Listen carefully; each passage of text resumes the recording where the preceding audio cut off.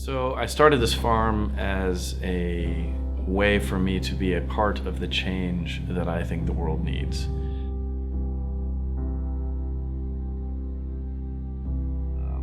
I've become really disappointed with our political system.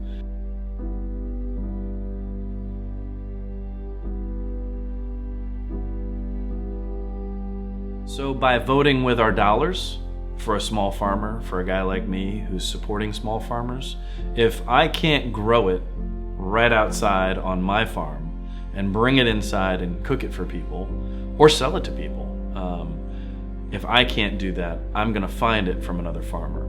I go to the farmers markets regularly. I meet and talk to all these small farmers and I tell them what I'm doing and they're excited to work with me.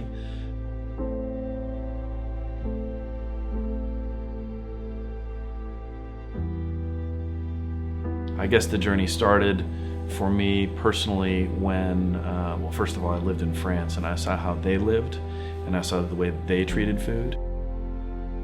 I'll never forget the time when this French woman said to me, "Be afraid of the fruit and vegetables with no bugs on them. Don't be afraid of the fruit and vegetables with bugs on them." And that really changed the way that I think about food.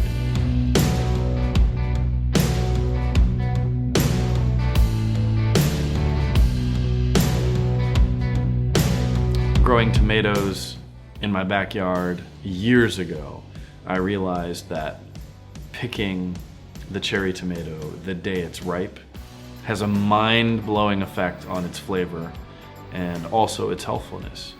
It tastes so good and it's better for you. I mean, the flavor should tell you that it's really, really good for you as well. So my mind was blown by these cherry tomatoes I was growing, and then I started growing other things, peppers and potatoes and all kinds of trees and fruit trees and berry bushes and all kinds of stuff. And every single time I pick something, it blows my mind again. And I'm like, why have I been eating this subpar food from the supermarket? It is very rare that I get something from the supermarket and I'm just blown away by how good it is.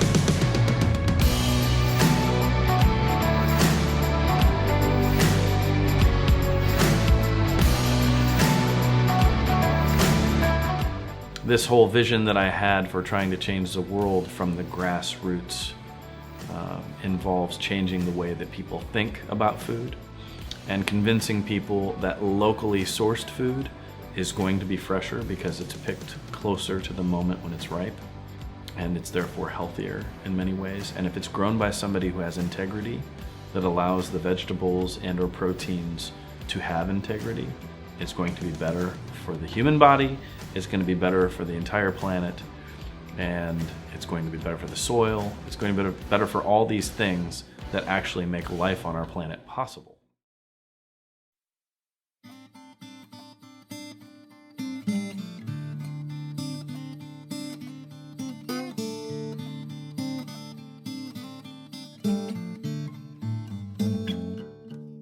As a result of my search for local seafood, I found RDM Shrimp, and they're farming shrimp in Indiana. And so I wanted to give it a try, and I was able to use it on a few occasions already.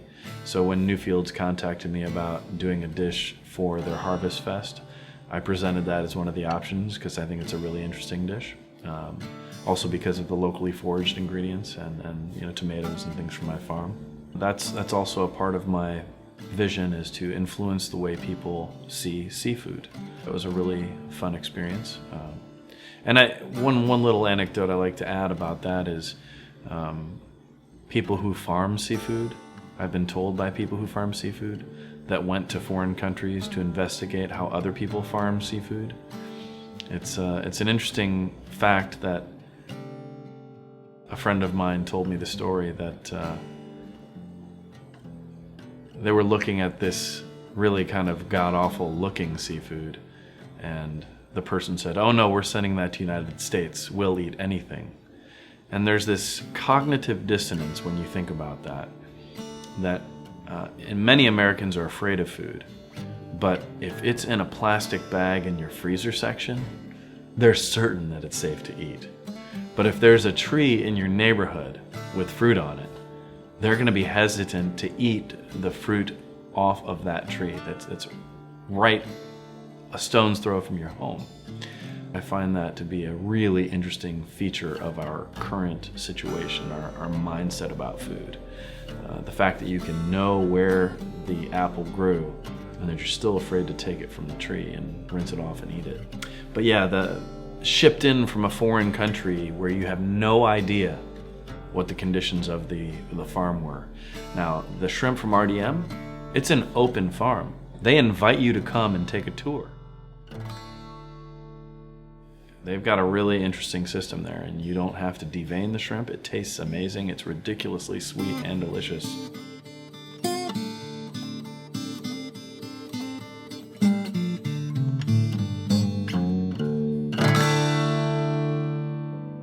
What I want to do is influence people to grow their own food. So I want people to see what I'm doing.